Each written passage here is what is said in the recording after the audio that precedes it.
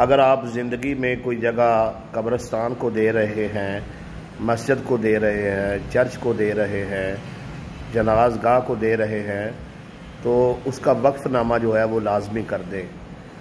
आप देखें कि एक 5 मरले जगह है, वहाँ पर आपने मस्जिद बनवा दी, लेकिन वो जगह का वक्फ़नामा नहीं किया, तो अब रिकॉर्ड में आप 5 मरले के मालिक ही हैं।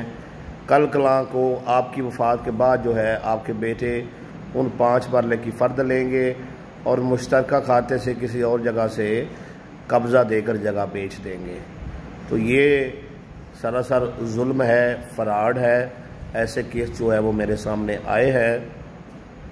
तो जब भी आपने कोई चीज़ जो है वो कार खैर के लिए, रफ़ा आमा के लिए, मस्जिद के लिए, मदरसे के लिए जगह वक्फ़ करनी है, तो उसका वक्फ़नामा जो है वो लाजमी करवाना है, ताकि एक जगह 2 बार सेल न की जाए।